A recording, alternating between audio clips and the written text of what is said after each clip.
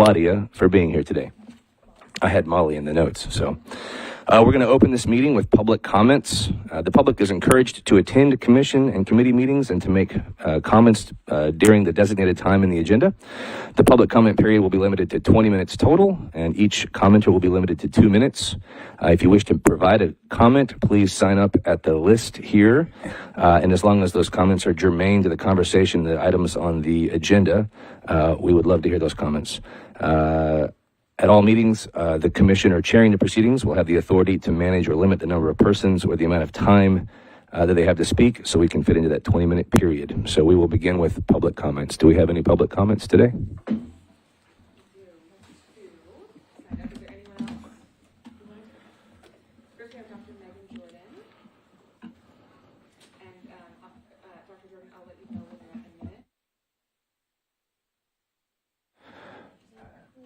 Quick point of order, make sure that when you're speaking at the mic, you press the button and the green light is showing. We don't get recording if the buttons aren't pushed, and we want to be able to record everybody's voices and what they have to say. Thank you. Okay, awesome. Hi, everyone. My name is Dr. Megan Jordan, and I'm here as a community member, but also as a social scientist artist who studies equity on a regular basis for the past 7 years. In my role, basically, I'm an expert of arts policy. I'm a postdoctoral scholar at The Ohio State University, which is the #1 arts policy institution in the world. And I've been studying how arts orgs claim that they care about diversity, equity, and inclusion, and how they have these beautiful statements about such. And I've analyzed statements with 55 local arts agencies, and Nashville came out as having one of the best back in like 2018 or 2019, which is wild to me because I heard a lot of things about the art scene in Nashville that didn't own up to that. After interviewing artists and people who were previous staff members here at Metro Arts, I found that the programming and funding didn't meet up to the actual diversity statement, which is very common. 1 minute? Okay, well, I'll be quick and get back on topic of what we're specifically talking about today. So I was part of the grants editing process in November of 2022 up until I've served on 5 panels to talk about operating budgets, Thrive funding, and basically there needs to be a focus on actually equity, what the meaning of equity is, which is giving funding to the little guy so that creativity, innovation can be made from a democratic process of actual arts funding. And what we did in these panels was super constructive and grounded in science and studies and comparing across city policies that exist already as to who's doing good work and comparing what works in Nashville. So yeah, that's my time. Thank you. Next we have Sangeeta Ekamaram. Sangeeta Ekamaram.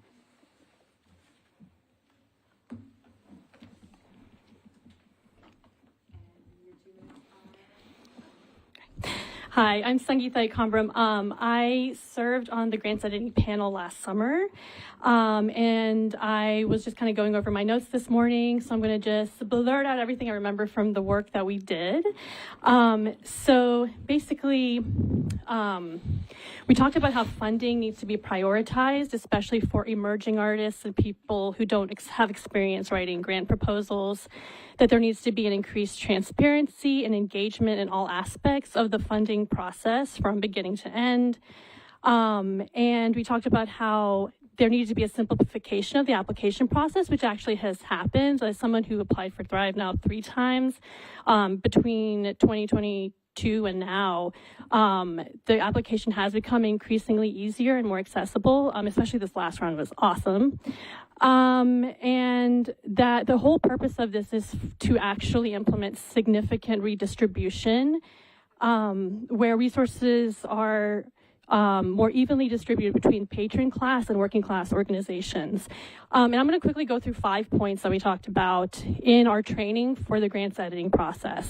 So we wanted to know, does it actually result in actual material benefit for working class and BIPOC artists, or is it just language? Does it employ strategies of public visibility? Because a lot of times inequality and inequity are maintained when things are kept behind closed doors. Does it benefit art forms that aren't just historically funded or seen as quote unquote culture, but actually represent the diverse cultures we have in Nashville? And does it expand authority by including BIPOC in decision making? And I have to say that particularly Black and Indigenous people have a unique place in that conversation. And that we need to include more diverse uses of language so that everyone has a seat at the table and they're able to speak with their own words. They don't have to conform to the dominant or dominating paradigm. So, yeah. Thank you. Thank you. Thank you to both of you who spoke out. I appreciate that. And we've had 2 more sign up. Is that right? Yeah, of course.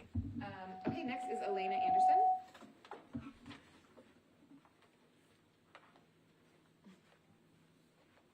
Love the new edition of chocolate by the door.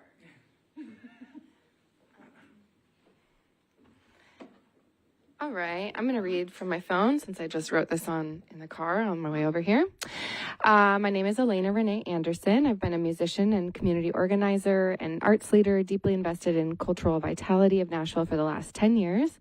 I served as a Thrive Grant panelist in the fall of 2022, which was an experience that both inspired and troubled me. One striking observation as a panelist was the alarmingly low number of grant applications received in that year. This gap led me to realize that despite being eligible, I hadn't even considered applying myself. This awakening prompted a journey of deeper engagement with Metro Arts over the last few years. And furthering my community engagement, I was asked to be a grants editor throughout the summer of 2023, along with Megan and Sangeeta. Together, we diligently endeavored to enhance the accessibility and equity of the Thrive grant application process in this room. Through collaborative efforts, Metro Arts staff and consultants generously shared examples of funding frameworks from various arts organizations across the nation, ranging from Pennsylvania to California. This exchange of knowledge was transformative, rooted in community-centric principles that resonate deeply with Nashville's ethos. However, I stand before you today with a sense of concern. The purpose of this meeting seems to raise questions about the direction of our collective efforts. I fear that the strides we made in fostering inclusivity and community empowerment are at risk of being overshadowed or even undone. With this in mind, I pose 2 direct questions to the leadership present. Firstly, what is the underlying intent behind convening in this meeting today? Are we here to build upon the progress that we've made or to chart a new course entirely? Secondly, how do we ensure that the individuals who dedicated themselves to this process last year, including community members, staff, and consultants, remain integral to our ongoing endeavors? Thanks. Thank you, and well timed.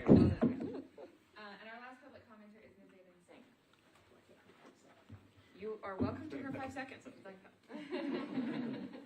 You have 2 minutes and 5 seconds. All right, thank you.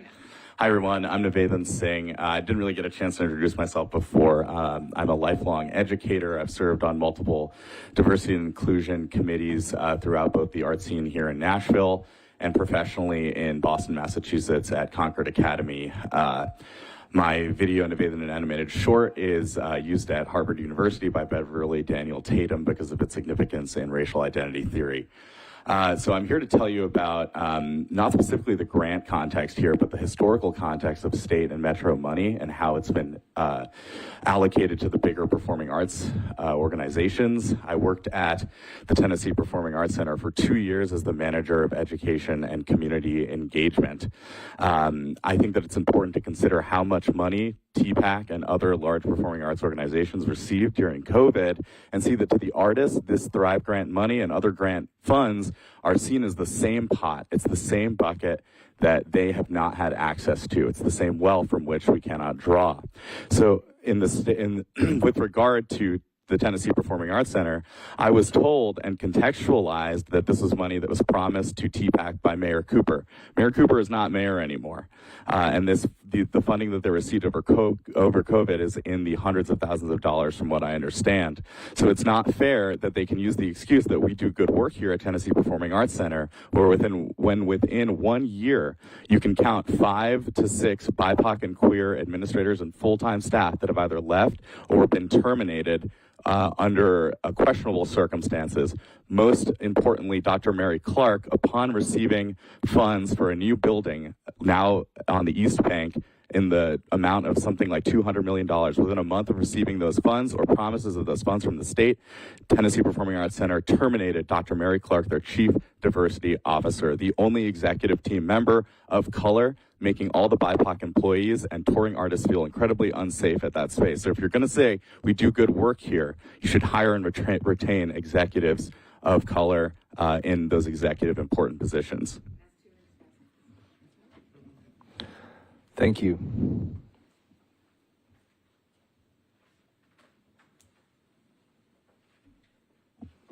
All right, that concludes the public comment period. Thank you again for caring enough to show up and be heard. We're going to move on to the agenda. The next thing we should be doing is the approval of the minutes, but I am told here that there are no minutes to approve. I am working on getting to the bottom of why that might be, but we are taking minutes today, correct? Okay, so I'm going to defer the approval of the October 9 minutes to the next called meeting of the Grants and Funding Committee. And thank you for taking good notes today.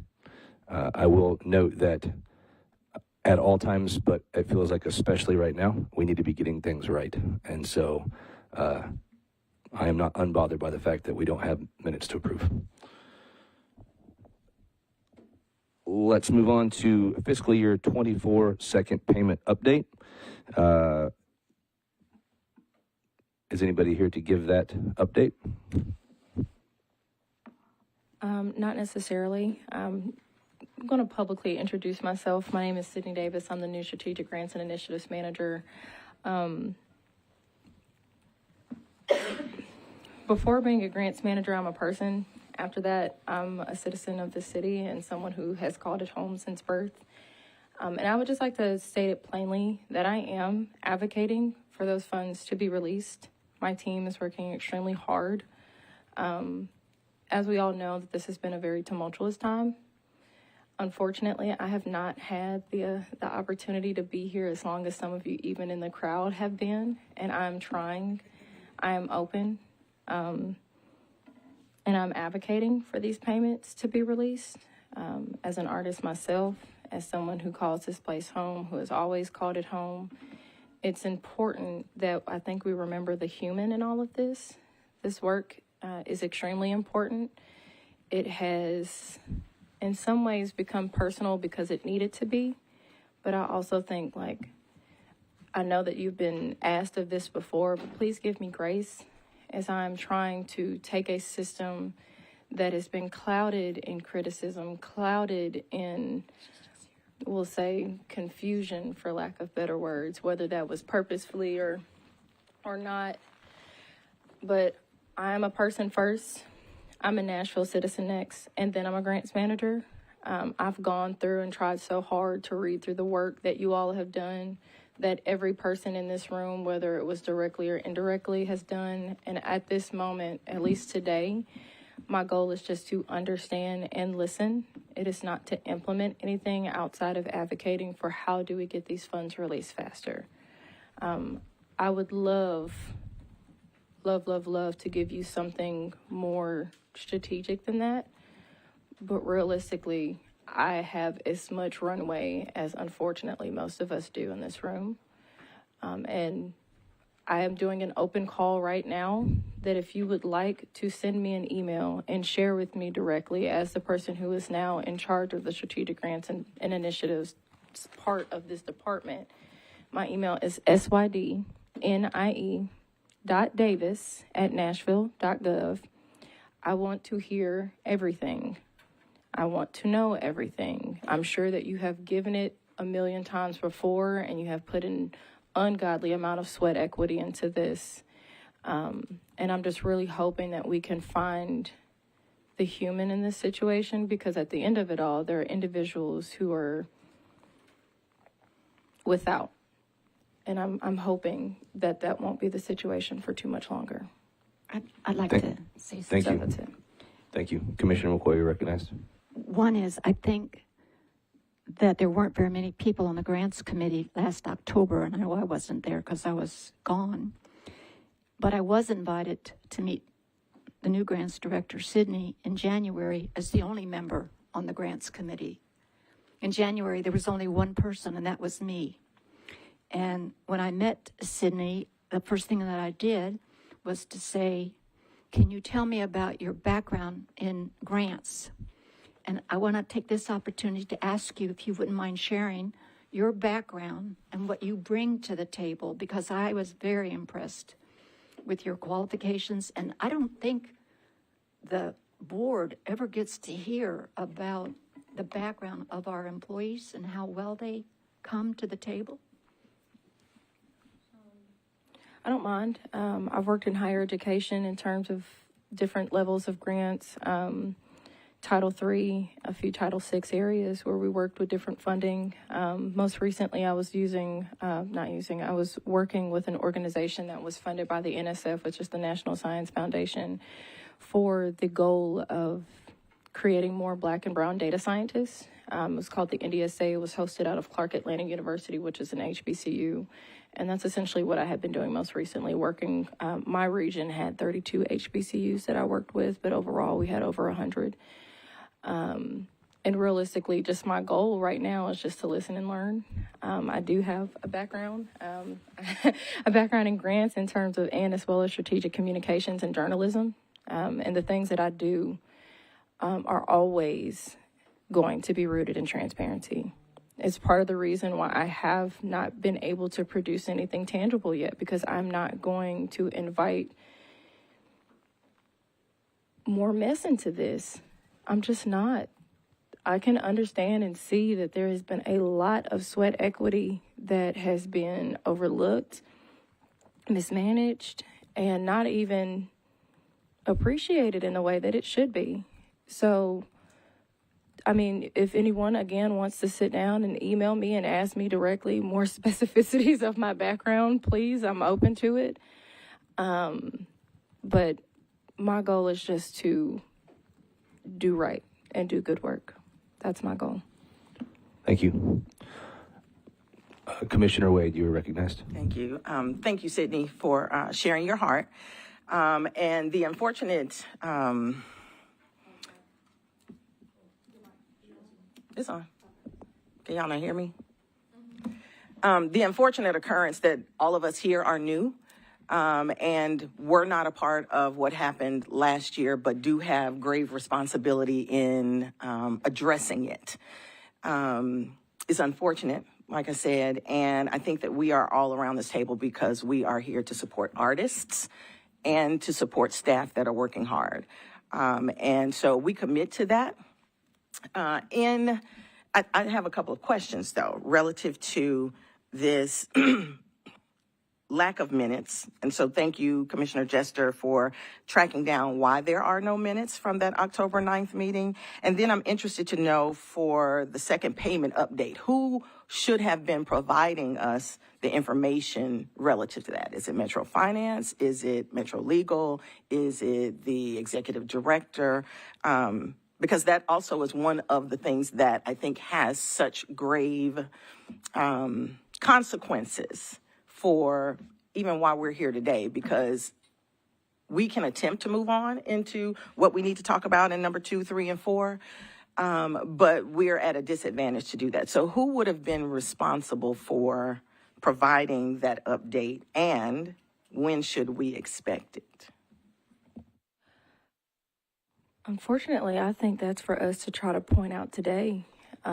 We, as staff, have not had direct communication with our director in over 2 weeks. I received information from him yesterday, and from my understanding, we're now in another lull for lack of better words.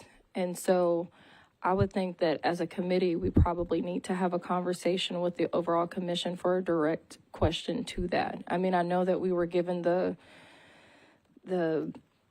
request from finance in terms of holding the funds, and there was one direct ask of creating an oversight committee, but outside of that, it's pretty broad in terms of what can we do to release the funds. And I think as those of us who are now over grants, we can't make a decision for the future unless we know what to do with the past. And so I would love to have a more direct answer to that. But I think until we know who our direct leadership is going to be, who would normally be the bridge for that question for the commissioners, I think I would behoove the commission to go directly to the finance director and ask, if there are steps that we have to take to release these funds, what are the steps? Because the only one that I know has been written down is that of creating a budget oversight committee, and that's been done. So I hate to give you another non-answer, but realistically, the person who's holding the funds is the person who can only tell us what we have to do. Thank you. I will add a couple of things. I'm not the person that's supposed to be answering this question, so I want to be very careful not to step out of line. But my understanding is that we're waiting on Kevin Crumbo in the audit, and I've reached out and have heard that it could take an ambiguous amount of time, and I know other people have reached out and asked the same thing. And so I think that's all I feel comfortable saying to make sure I'm not stepping out of line, but it does seem to be squarely in the hands of the finance director and the audit that they are working on. I would also like to add, I think partially to answer the question from Ms. Elena Anderson, we heard the MHRC report loud and clear. We are sitting here today, and this is to back up what Commissioner Wade said, we are sitting here today to work hard to figure out how to more equitably distribute money across the Metro Arts community. And I get the impression that a lot of people in the arts community maybe haven't heard that from us, and so that's why I wanted to say it today. We heard the MHRC report. We're here for that reason, and I can't speak for really anybody other than myself, but we're here to try to make things, we're here to right a ship that seems to be floundering, and we're here to make sure money gets to the arts community. And I second that too, but I don't have an answer to your question, and unless you have any information, I don't know. And I think the fact that we don't is I guess, evidence that there's some writing in the ship to be had. And I'm not making any conclusions about anybody or anything. I'm not here to do that. But there are some things that need to be fixed. And this is indicative of that. All right, let's move on to... Can I say something real quick? Yeah, sure. There was another question of what was the purpose of the meeting today. And I think it's so that we can get some continuity. I think one of the other issues is that there's a canceling of a meeting or a moving of a meeting, and then there's no space to just be able to guarantee that at least I know that on this day we're going to be able to have this conversation.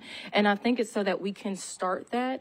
I'm assuming that the next few months are still going to be a little rocky. We're trying to work our way through this, but I'm hoping that some continuity will bring us a little bit of peace, and just the fact that I also saw the MHRC report. I agree with it. I read it fully. I understand it.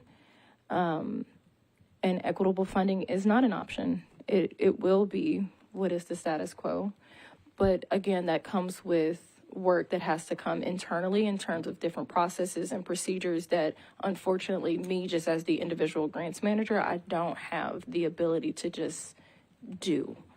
And so I'm hoping that as we meet more often, we are able to just have a very transparent procedural process here. That my goal is to have a process that every single person, whether you're a grants writer, whether you're in Gov, whether you're an artist looking at this for the very first time, that you can understand, that is easily accessible, that is going to live on a calendar, and you know that you can go and press that link and be able to go back and watch it and read it. But there are some bigger titans here at play that we have to kind of wait. And I hate the fact that we're still saying to wait, but it won't be by my hand. I've been in meetings almost every single day this week. There have been times where I'm not even leaving and off of my phone until 8, 9 o'clock because of what I'm trying to do behind the scenes.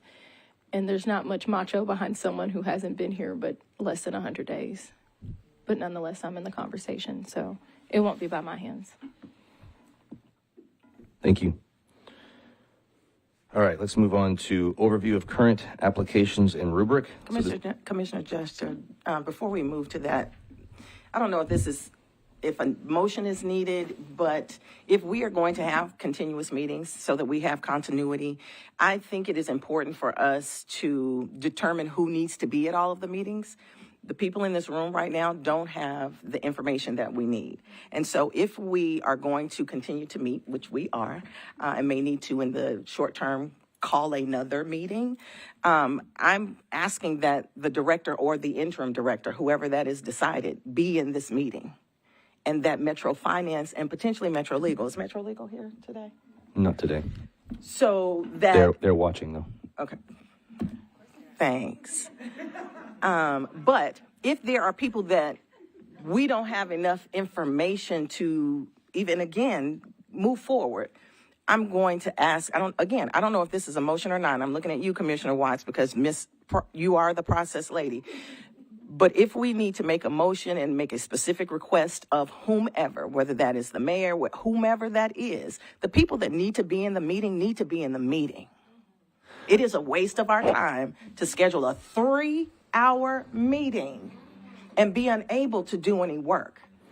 And so I'm tired after a month and a half of these continuous meetings, and nobody knows who does what, who says what, who can. And so do we need a motion? I so move that this committee today determine who needs to be in the meeting, and we make that specific request of those folks to be in subsequent meetings for an undetermined amount of time until we are able to actually get brass tacks information that we can actually work from. We have a motion. Do we have a quorum? Do we have it? Of the committee, we do. Yeah, three because there's only four committee members. Yeah, there's five, but three is quorum. Yes. Do we have a second? I'm happy to second that. So let's discuss that for just a second. I agree. I think that we should also ask that the person responsible for giving the update be posted on the public agenda notes. Could we find out who that person is? Who's going to tell us? I'm just curious. I would think that would be finance. In the request, I said finance, specific legal, line item, or do you executive mean? Director. I don't know. But the update around second payment, it sounds like that would be finance because finance is the department that has held it. Yes, for that line. What I'm saying for moving forward on the public agenda, the person who's addressing each issue, I'd like those to be listed on the agenda so it's available 48 hours ahead of time as well. That's a good idea. So I don't know if we need an amendment to the motion or I amend the motion to say just what Commissioner Jester just offered. Did you get all that? All right. So would you like to restate the motion for the record? I move that this committee today determine who needs to be at subsequent grants committee meetings, whether to include Metro Finance, Metro Legal, and the executive director or the designee, and each of those persons be very specifically determined relative to the information that they will share on each agenda item. That's a good idea.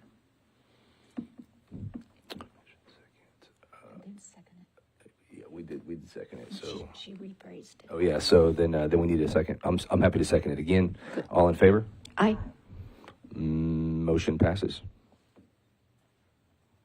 And just to be clear, in case anybody's wondering, it's my understanding from legal that although there were no actionable agenda items on the agenda, which would technically mean that there should be no motions had, as long as they are relevant or germane to the information already on the agenda, and they're not just coming from left field, those motions are acceptable. So just to make sure we're following parliamentary procedure here.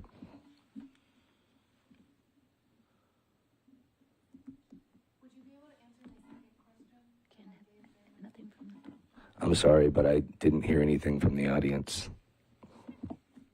I'm not supposed to hear anything from the audience. All right.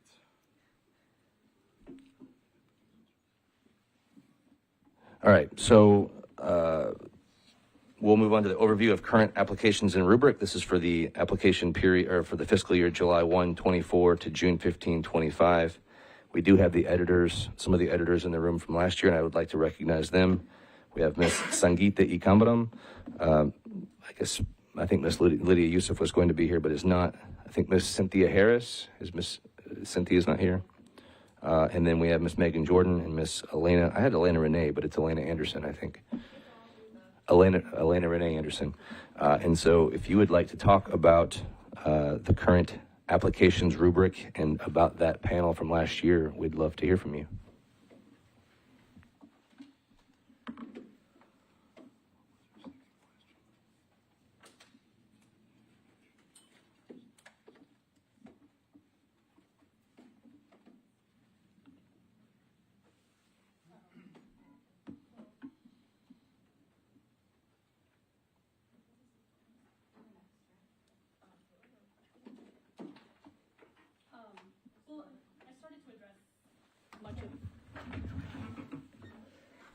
Little man, okay.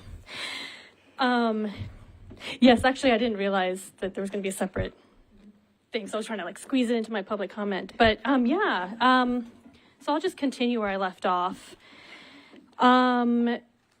So we were talking about really how to make sure that things happen in action and not in words, in terms of trying to bridge this disparity, this inequity between the more patron class organizations and the working class organizations, which is stuff that had been discussed for years. And even in the fall of 2022, those conversations were happening. And I remember last summer at our training, Director Singh actually noted that Metro Legal had encouraged him to conduct a disparity study, which they did. And at that time, they didn't have enough BIPOC representation to even do it. So that already kind of showed where we were at. And so, we're talking about how to actually shift the structure, like doing the real work, which means shifting authority, resources, and that this work would be inherently disruptive because the status quo was fixed in a certain way, and that would actually be a sign that things are happening in action and not just in rhetoric. So, I think that's essentially the rest of my comments. Thank you. Go ahead. Okay, hi everyone. Dr. Megan Jordan here. So I guess I'll just continue what I was saying before, because 2 minutes goes by so fast. Like I was saying, like I've studied equity statements and how does that actually go into the programming and the funding structure of arts organizations. Like it's not just about the words, it's about what's the proof in the pudding of how we're actually upholding equity through and through. And that's messy work. It's uncomfortable work. It's exhausting work. And in all the committees that I've served on for Metro Arts from winter 2022 up until I guess last summer was the last one where we did the editing process. I can't remember because it's been so many meetings. We were trying to do just that. Put the proof in the pudding. Put Metro Arts' words, like money, where its mouth is. And it was the first gathering we had, which was in November 22, was beautiful. It was a beautiful mess in that we had representatives from small arts orgs, large arts orgs, medium, people that are independent artists, which I myself identified as in that meeting. And we had conversations about who has access to funds to actually do innovative, creative projects, and is this process democratic? Is it accessible? And from my time working as an arts equity research associate at PolicyLink, which is a think tank in Oakland, California, that is a leader in arts equity and a leader in equity in general for this country. So much so that they advise presidential cabinets all the time. We define equity as getting rid of barriers within systems. It is the just and fair inclusion into society of which everyone can participate and prosper and reach their fullest potential. And that means that it has to be democratic. That means that we have to edit the applications so that people can actually read them and do them if they don't have someone on staff with like grants training and all that jazz. And that meant we need special focus and attention on the BIPOC populations that have been overlooked and discriminated against since Metro Art's inception, because these systems are grounded in the society of which we live in. These institutions will continue to be inequitable unless we build it into the structure. And so, all that being said, I will also leave y'all with an example of an arts org that I think we're doing it right. I'm on the board of Tennessee Craft, and I wrote their diversity, equity, inclusion statement, which is the first one they've ever had in the history of the organization, being it's one of the oldest arts organizations in the state. And we're like, okay, that's cute. Let's write the statement. That's cute. That's a start. 2020, everybody was writing these statements. They were. And who was actually living up to it? Who was actually putting it in their money structure? And so with Tennessee Craft, we're like, okay, let's have a scholarship for African-American artists to apply to. Let's do programming, not just during Black History Month, but let's also do Juneteenth. Let's do this, let's do that. Let's always fund BIPOC artists. And now this year, we're funding Indigenous artist programming very intentionally. And that has been built in. We had an executive director behind it, which Metro Arts does, and was leading the beginning of what is a messy change, because no one likes change. People ask for it, but it's also very uncomfortable. And going back to that first meeting we had where large orgs were present, small orgs were present, everyone was down to sit down and have an uncomfortable conversation, and we reached a common ground, which was surprising to me and very beautiful, but also I had to have a drink after that meeting. And and that's what this process is gonna look like and continue to look like. I'm sorry that it's gotten as messy as it has, like dehumanizing on both sides happening. And what are even the sides? This is all gray. So sorry, I feel like I'm being long-winded. We have 3 hours. Just to state really clearly, I don't think we'll be here that long, but we do have this time because we authentically want to hear from you. Like, we want to hear. I can't speak for everyone, but I want to hear. I was not physically in this room. I've only been able to read minutes and rewatch videos. And if you think it is important that this room hears it, please say it. There's not anything that is going to be too small of a detail that we can't implement. I don't want to say a new process because that's not what we're doing here, but into a process that is going to be representative of all of the artists that are involved in this. So there's nothing small. Take your time. You're not rushed. I know the public comment, and maybe it should have been better stated, that we were building this time in for you all to speak. Please do us that justice in telling us your full truth. I want to second that, and also because I've been mildly criticized for being humorous in a meeting, please know that I'm not taking this as a joke. This is very serious, and we would like you to say everything you need to say, and we're hearing it. Okay, cool. Well, thank you all for that. I'll let Sangeetha finish. Did you have a... Yeah. Oh, yeah, I wanted to add something that is an important point that I forgot to mention. That was a huge dynamic in this room last summer. There's part of that equitable distribution is also just the most direct funding to artists as possible. And I think that is the major difference between patron class institutions and funding emerging artists directly. I mean, and I think that I'm going to speak for myself personally. my belief is that when you do that, you actually diversify and enrich the artistic culture of a city, because not everything is getting channeled into the non-artistic parts of artistic production, which is middle management and these large structures, but you're giving it to the artists directly. And I will tell you from my personal experience as a Thrive artist, all of that funding goes directly to artists, and Thrive artists create communities for each other and create amazing projects for artists. And all of that is going into the art making, the actual labor, the stuff that's being produced. And I feel like Nashville will only be richer for that.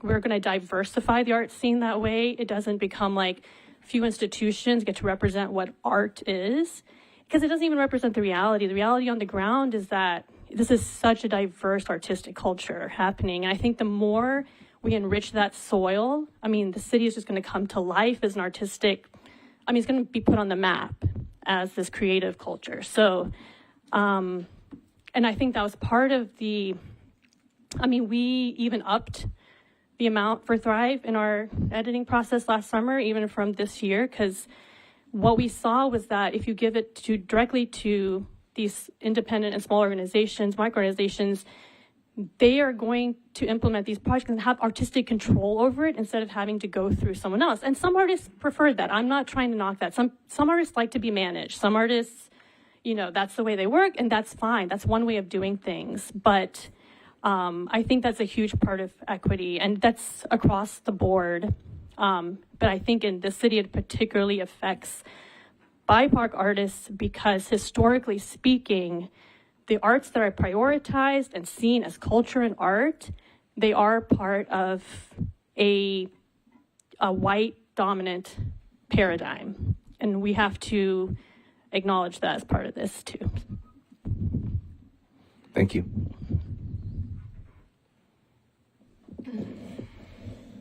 Not only does the Thrive Grant support artists, but it also launches small arts organizations, because as an artist who has this dream of creating this project that they can apply for through the Thrive Grant, getting that money to have direct control over the project, they then see that there's unlimitless opportunity in order to progress as an artist. They can create an arts organization so that then they can go after the operating grant, and that's giving my story right now. I am a Thrive recipient from last year.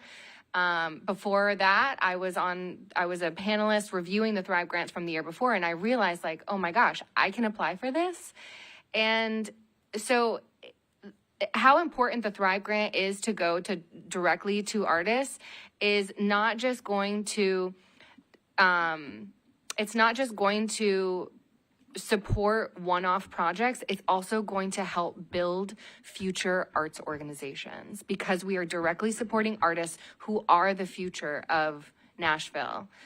We don't need to be funneling money through these art monopolies who get to decide who gets what. They are the gatekeepers of Metro money, and that is no secret. So we need to be prioritizing efforts of the Thrive towards the Thrive grant and the allocations of the grant money, and making sure that there is a bigger pot for individual artists, because everyone who has been a part of this process is frustrated, and now we're talking about a second round of money disbursement, and that is continuing to even continue the process of the fiscal year 2025 Thrive money now. So you're going to get a new wave of artists that are going to be affected by the fact that we still don't have our money from last year. So I don't know. I guess that's what I want to say. Do you want to speak to that too? Yeah. Okay. Yeah, just to co-sign the importance of Thrive funding for independent artists and small orgs. It's true. It does birth new arts organizations, and then that sets a precedent or a legacy and allows them to grow as well over time. And these kind of things, like this type of grant style of giving direct funds to independent artists, is essential in a democratic society because we have to protect First Amendment rights. And those are in question every day now, which I could point to some terms and conditions that are currently on the grant applications for Metro Arts, but I won't do that in this moment. Let's just say they're racist and unethical. But it's fine. It's not fine. But we're not talking about that right now.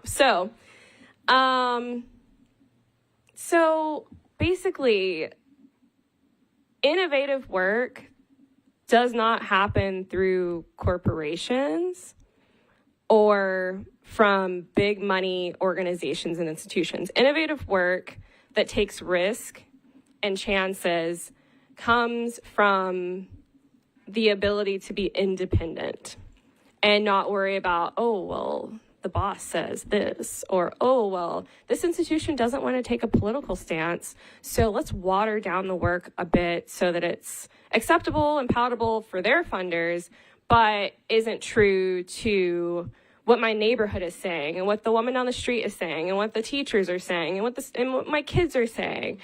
And that is why we need independent artists to be directly funded without going through middlemen such as large arts organizations that claim they're doing the work on the ground. Because they can't be on the ground. They're in their institutions. They have a role to play, as well as artists on the ground have a role to play. Overall, we need more funding for the arts, period, in all avenues. But we need to protect, thrive for independent artists. That's what I'll say. I have a comment. I absolutely agree that, well, let me say this. Thrive artists have been directly funded before. I'm not sure, and it's been around specific language. There have been votes in council over the years that have allowed for Thrive funding to go directly to artists. And in my belief in the MHRC report, race-neutral language was used and things of that nature. And so if Thrive artists have been directly funded in the past, we have capacity to continue to do so. And it's important, I believe, that we do so. As an organization that has opted out of Metro Arts funding for many of the reasons that we're talking about here, I can speak to the fact that our organization, in the absence of Metro Arts funding, worked with Thrive artists who were directly funded. They came and worked with our students. And so it is imperative that we stop pretending like it hadn't happened before. Certainly, we get to every year get better, which we saw last year. And so if we're going to not fall into what I believe lots of organizations have fallen into in writing these really glowing equity statements a few years ago after the George Floyd murder, then go back on what it was that we said, I just would appreciate if we would stop pretending and playing around with where we are. We have some capacity, I believe, based upon the work that has been done and what Sydney brings to the table, for us to make some decisions, especially after we find out who are the real decision makers around releasing these funds. If there's no other question that gets answered in the next week or two, it is who is the decision maker. And that gives us an opportunity, I believe, to go to that decision maker and say, doggone it, make a decision. So I just wanted to say that statement because we're talking about Thrive artists and giving background as to why the money needs to go to them. It has gone to them. Can we stop pretending like it has not? I think what Commissioner DeWade said partially answers the second question that I heard during the public comment period. And that is well, maybe I just heard it apply, I don't know. You talked about just continuing to fight in this direction, and I think that's how we end up not wasting people's time that worked hard last year, is we just continue to work diligently in this direction. I would also add that based on experiences that happened with this committee and with Metro Arts Council well before I was part of it, I understand why everybody seems nervous that people are trying to do away with the Thrive grant program, but I don't think anybody sitting around this table or on this community is after that. And so I just want you to leave here assured of that. I would like to know what the problematic parts of the application are, so you're welcome to email those to me. And my email is tim.jester@gmail.com. I would like to be copied on that email if you could. I was just going to say, copy the entire committee, please. tim.jester@gmail.com. I would just think send it to the entire commission, if you don't mind.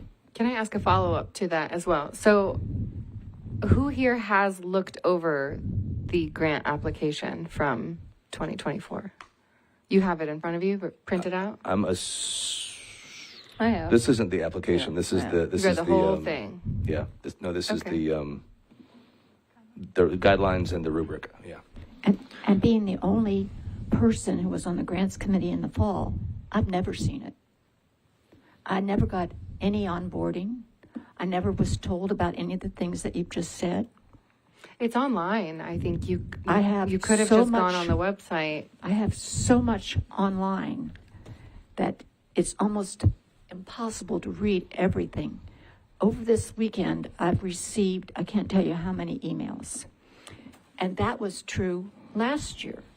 I just kept getting emails from everybody. I just think to be on Excuse this me. committee. If you're thinking about meetings, when I came on, it was like a meeting a week. I didn't volunteer to be employed. I volunteered to come to meetings, tell me what I needed to know. That's what I was expecting, but I've never seen that. We're not technically supposed to be taking comments from the. But just speaking to what Carol was just saying, I just think, wouldn't you, joining a committee, want to understand the experience of the people that you say that you're advocating for? So wouldn't you Yes. go and even do a fake application even I came to go through the process of several applying? years ago. I was on the Tennessee Arts Commission. I came and participated in the grant evaluation process that they had many years ago. So I volunteered to be on the grants committee thinking that that's what was going to happen. By the time I came on board, I haven't been on this committee a year, on this commission a year. So by the time I came on, everything had been done. It was all decided about what was going to be done, and I kept saying, I don't understand what's going on. How many times can you say that? And you're right, I'm on the committee. I've had 3 meetings today between 11:30 and 3 o'clock. I know that's sad for you to hear, but you do the best you can as a volunteer. That's all I am. I'm not paid. I look at Sydney and I see she is working day and night to do what you all want. And when I come to this meeting, I'm expecting Sydney to say, here's what we propose. This is what we want to do. And that's what you all are saying. This is what we've done. We've put a lot of time and effort in on it. I came and observed for about 2 hours a meeting, and I don't know if you all were here or not, last April maybe? At that point. We were here. The grants editors, which we were for last summer, that was last July. They strategically scheduled those times for us to come and do that processes together in here when the commission was meeting about the grant allocations. So we were here during the meetings that you were reviewing in real time the scenarios that you could choose how to fund. Okay. With the extra. I do want to, I'd like to Yeah, echo sorry. what some of you have said, and that is that the process is messy, It's disruptive, it's unusual, and that's part of change. Change is not easy. But I also want to echo what Tim says, and that is we do want to fund artists at every level, whether it's a Thrive person, a micro. I couldn't understand how it was going to happen. And I kept asking questions, and as a result, I've been labeled a troublemaker because I ask questions when you don't understand. That's the responsibility of any board member, is to ask questions. And we've had questions asked. Sometimes we don't know the answer to the question. So go ahead and ask questions. And that's why I want you to know we're doing the best we can. Go ahead. Go ahead. So I want to clarify. I don't know if what I said made it seem like we're saying that they're trying to get rid of Thrive. I don't think that's the issue. Yeah, no. Okay, I just want to make sure. So we're talking about last year when they started to implement this new rubric to prioritize Thrive funding, because after analyzing the data, they realized that that would actually bridge these gaps. This would actually help this issue of disparity. So there was an active effort made, and I'm sorry if I'm repeating this many times, but I think it starts to be like, oh, this is getting messy, complicated, but there is one main issue that happened that we're addressing, which they started going out into the community, reaching out to organizations that had not even known about Metro Arts funding, actively recruiting to fill out applications, and got a record number of Thrive applications. And then they explained, Executive Director Singh explained to the commission why that was the most equitable scenario, and then they voted on it in July, knowing that. Then there was a deliberate block to that, which we all know about. So that was the issue, because it was like one really not huge step to take towards equity. It really was, it was really like the first shift. And yet some people couldn't handle it. So that was blocked. So that's what we're trying to address.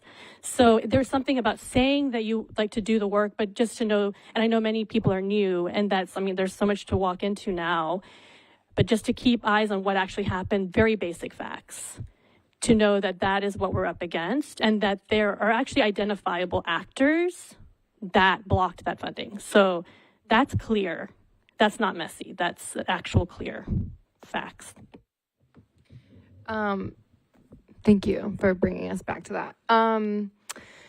So the second part of my question earlier was, how do we ensure that the individuals who dedicated themselves to this process last year, so everyone that was on the grants editing panel who were hired by Metro Arts to help implement a new processes for the grant application, so how do we make sure that those individuals are included in the future of how grants are moving forward? But I also don't think that we should end the question there. I think we should also be talking about the staff that was involved as well, and the consultants who were also leading those efforts. We are all aware that Dana and Justin have are no longer working with Metro Arts.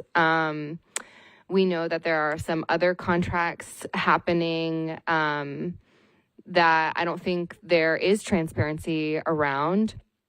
And I think if you spoke with the grants editing panel from last summer, you would learn how integral Justin and Dana's work was in order to move us forward in equity practices. So I'd like to have a conversation around that question. Now, I'm not sure we're prepared to have a conversation around that question now. I'm not opposed to having it, but literally don't have the background necessary to be able to speak to that knowledgeably enough to, I think, do the question justice. If it's an important conversation that needs to be had, I'm open to having it. Commissioner Jester, may I speak to that? Sure. So I'm Claudia. I am taking minutes today, but I'm actually the Restorative Arts and Equity Coordinator. I came on in November. I would love to have a conversation with you all about how the Restorative Arts and Equity team can support that continued conversation. And I'm sure that my manager, Josiah Golson, he's wonderful. I think he would agree. So I think maybe that is an avenue that makes sense for our team to connect with you all and have that conversation and figure out how to implement the ideas and the work that you did last summer to make sure that that continues moving forward. And not only continue them, but expand them. You know, everything that's good grows. And so the idea is that we want to make sure that we're sitting in a space where we're putting you in a position that the ideas don't just stop at the conversations that you had last summer, that they continue, because there's always going to be a state of unlearning that we're going to have to do to make sure that we're not causing any more harm, but also continuing in a space that is going to be productive. I don't want to just stop. I want to make this very clear, and I hope no one misconstrues what I'm trying to say. Thrive should not be our equity. Everything that we do should be equitable. And so I think that is my goal, is to make it so that Thrive is not this beating drum of equity amongst Metro Arts, that it actually is feeded in within the policies and the procedures that we're doing. So Claudia is an amazing person. I've worked with her very closely. And if she says that, she means that. Josiah is a wonderful person as well. He brought me back down to earth yesterday in one of our staff meetings in terms of just remembering the human in all of this. And that, at least speaking for myself, is that I genuinely want to hear and be a part of that conversation as well. I wish we could give you more of an answer. To answer the part about how do we involve, it's me. Right now, I am the grants manager. I intend on being a part of all of these conversations and hearing what you have to say. I hate the fact that I can't go back in time and be a part of these conversations and be the fly on the wall, but I can do what I can now, and which is listen and authentically hear and have you guys, unfortunately have to tell your story again, but, now I'm in a position where I can actually do something about it. We do have some procedural things that we're working about amongst the staff and within our actual day-to-day operations that are 100% truly out of our hands. We cannot do anything about it until we get until it's trickled down to us and we get the information. I mean, even just today, we got information that essentially has paused us. And again, to the lull that I was speaking of earlier. So every day at Metro Arts is literally rotating and moving and constantly evolving. But the one thing that I can't hold stagnant is that when us, the new staff, I've been here less than 100 days, when I can only go off of the conversations that I've had with them, that when we say we're going to do something, I know that's a lot of trust to put into someone you just met, but we do mean it. And that's why, if you want to even stop me when we get out of here and we want to schedule an appointment so that we can meet and that we're not in a public forum, but we can have these conversations, highlight those parts of the terms and conditions, send me what you need me to see. I can only do what I have access to right now. I hope that one day it's more.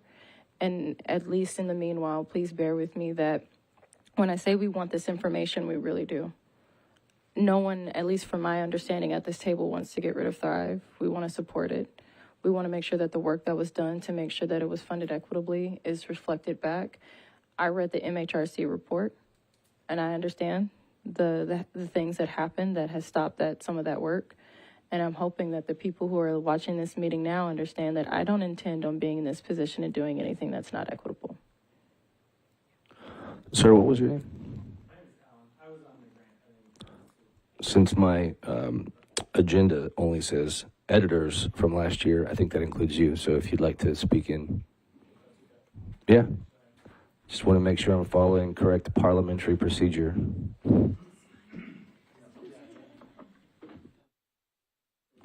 Hey, my name is Alan Fay. I work with a micro-organization, Make Music Nashville, and a small organization, Nashville Philharmonic Orchestra. I was on the grant editing panel for operating support in November 2022, working on the FY24.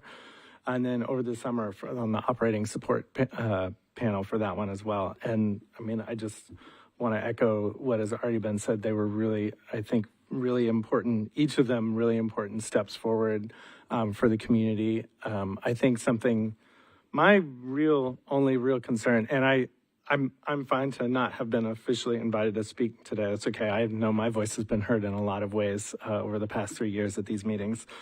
I think my only concern really that I see now from the new commission and the new staff, I'm not worried about anymore, but is transparency. And it's been said before, but, we came up with a plan in November, and although it was even a further step backwards, we came up with a backup plan in case Metro Council didn't give Metro Arts enough money.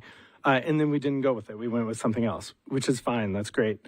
I just want people in Nashville to get their money to make cool art, because that's all we all want to do. We don't want to sit in these meetings. We want to make cool art. You guys get to sit in these meetings. We want to make cool art. And so, but there was no transparency about why that happened, about who was making those decisions. And then, of course, as we've talked about, the lack of transparency between July and August was a problem as well. So I think that's my concern. Excuse me, sorry, I left my water in the car. I think since Director Singh was hired in, I guess, August of 2022, he has sent exactly one email from his work email to the arts community as a whole, and it was in November of 2023. Obviously, I don't expect him to email us every week. I don't want that. I don't even read the Metro Arts email every week, but I should. But I think just the transparency is if you were to ask me about the overview of the current applications and rubric, just make sure that as we're making those decisions, as we're deciding how to share out, because as of now, as we all know, Thrive for FY24, Thrive and operating support recipients have all only received 50% of what they were told they would get. So just out of that 2 million, who gets it? Be transparent with us how you're going to decide that. You can give it all to Thrive. That's great. Do whatever you want to do, but be transparent with what you do and how you make those decisions. And then just continue that as we move forward. Keep that transparency. That's just always communicate. And again, like I said, I think there's between 1 and 3 commissioners who were on the commission in 2022, and everyone I've talked to that's currently on it is fully in support of that type of work, that transparent work as we move forward. And so I'm excited about that. And I'm excited about the new staff that's trying to do that work as best they can right now. And so I think that's the only thing that I would say is just make sure that we're being transparent in all the work that we're doing. Thank you. I just want to say something about this issue of what we experience as transparency or lack thereof. There can be 2 reasons for that, for the way that's happening. As I mentioned in my public comment, one of the goals that we talked about last summer is to make things as transparent as possible, because one of the strategies of maintaining power and the status quo is to do things behind closed doors. So we need to think back about last year and what was between July and August. What didn't we find out? There a lot of that was done behind closed doors. That's one reason why we experience lack of transparency. The other is that sometimes people are silenced. So there are different reasons. So it's interesting to just become aware of what we choose when we want to talk about, there was a lack of transparency, who we're focusing on in those words. Because the stuff that actually blocked equitable funding, a lot of that happened behind closed doors. There was a lot of lack of transparency. It took us filing a report to find out more. So, we need to be we have to define terms. We have to define what we're saying. We need to talk about facts, stay clear. Thank you. Yeah. Thank you to all of you. I'm not sure if we ended up getting kind of far over outside of our overview of current applications and rubrics, but I feel like that was all very necessary conversation, and it was all things that we needed to hear. And so thank you for all that. Lastly, I just wanted to say that we have the former Deputy Director of Safety from the Mayor's Office that is interested in saying something, if you would allow that. Who is that? Mike Lacey, he's right behind me. Yeah, let's work that into new business. But yes, Great. I'd like to talk about a grants process that we had, so it came up as relevant, but whenever that fits into your agenda. we'll try to do that and give us some of the 3 hours back. So let's move on to fiscal year 25 program updates, operating grants. There have been 109 submissions. The Thrive Call for Artists has brought 201 submissions, and I imagine Daniel might have been here to talk about the panel review and the dates and commissioners signed up. Do you have anything to add to that? And it's okay if you don't. So they've been paused. Okay. I would like to give more than that. I understand that there was only a day's notice that they would be paused, and it was based on the idea that this 3-hour meeting was going to conclude a little bit differently and that we would have some questions directly answered. But because they have not, it is not fair, nor do I believe equitable, to pull people and have conversations about an application that, not an application, but about the process itself, and we can't get direct questions about last year. So they've been paused right now. The entire goal of that is that when the cycle, when we're ready to to go back at it again, for lack of better words, it's so that we can do it correctly. I'm not talking about the process being in question. It's just we don't even have direct leadership right now.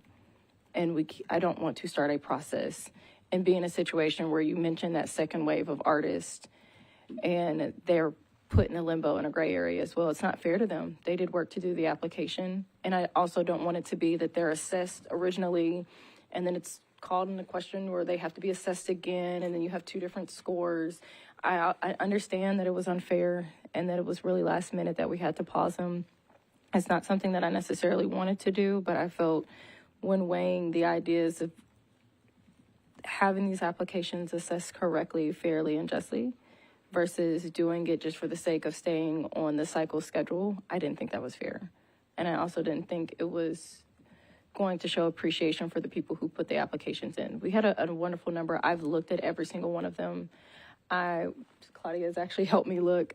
We have made sure that we have looked at these applications through a few different lenses. They are safely protected on my computer. They are not going anywhere. But in terms of an update, we have to get some big house rules figured out first before we invite more people in and, do a disservice to them. I would much rather wait. I know that's not fair. I know that's not what anyone wants to hear. But I would much rather make sure that we clean up house from last year, have a true, transparent conversation. I know we keep throwing that word around, but I want to make sure that everyone understands that it can't be said that you didn't understand the rules or a formula or a rubric or an application, that it is clearly accessible, that everyone knows what's happening so that when we get to the end of this cycle and monies are distributed, we're not here.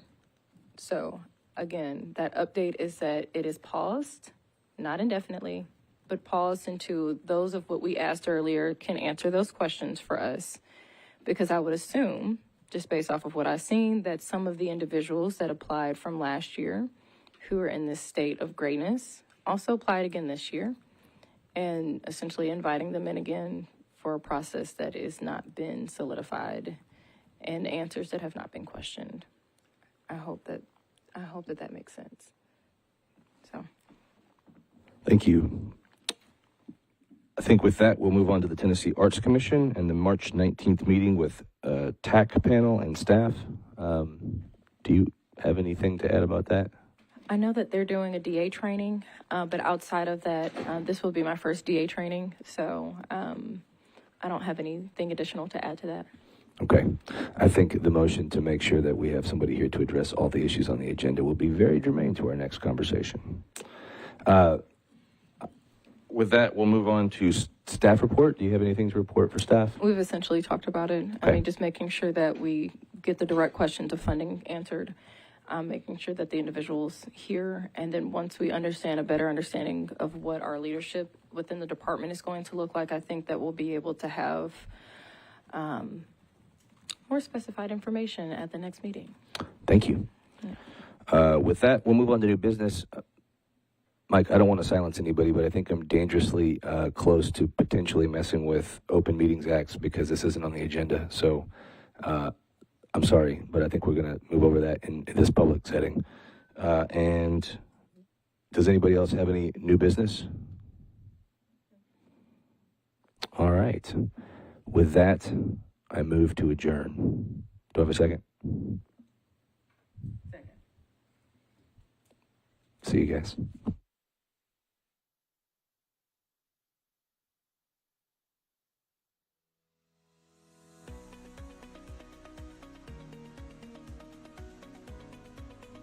This has been a service of the Metro Nashville Network. If you would like to see this presentation again, or for more information on this and other programs, visit nashville.gov.